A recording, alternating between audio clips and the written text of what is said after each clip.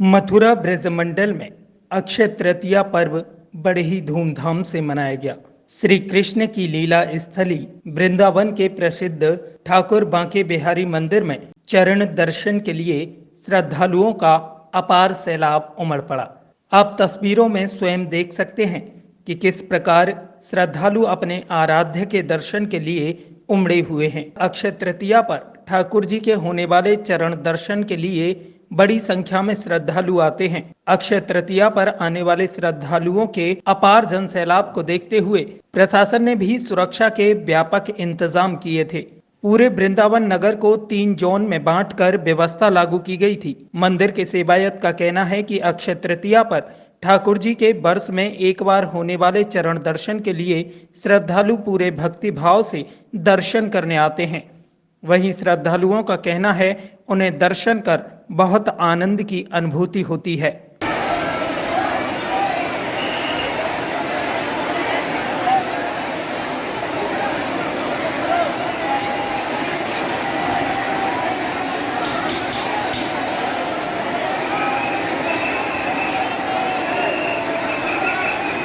श्री कुंज बिहारी श्री हरिदास। तो आज का जो पावन पर्व है जिसको अक्षय तृतीया के नाम से जाना जाता है, तो आज के दिन जितने भी भक्त लोग बांके बिहारी जी के दर्शनों के लिए आते हैं तो वो स्पेशल चरण दर्शन होते हैं जिसको हम कहते हैं दुर्लभ चरण दर्शन।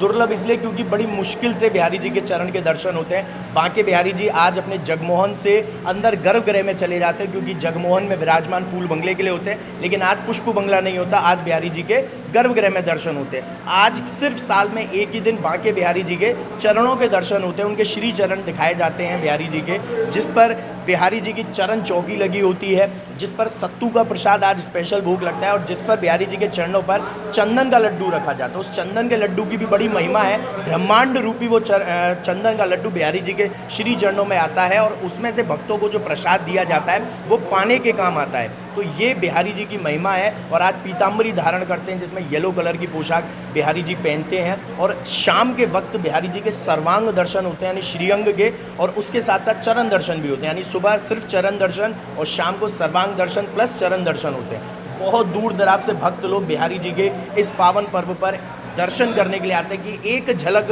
ठाकुर जी के चरणों की मिल जाए और उनकी जो बिहारी जी की जो कृपा है, जो कृपा प्रसादी है वो उनको मिले।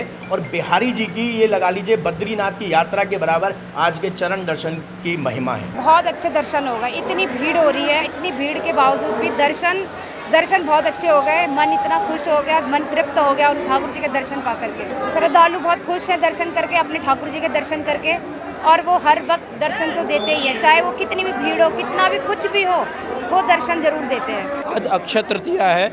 आज जो भी सत्कर्म करते हैं वो अक्षौण हो जाता है, उसका किसी भी काल में नाश नहीं होता है। जैसे जीव शाश्वत है, मवेवांसो जीवलोके जीव भूत सनातना, वैसे ही परमात्मा की सेवा।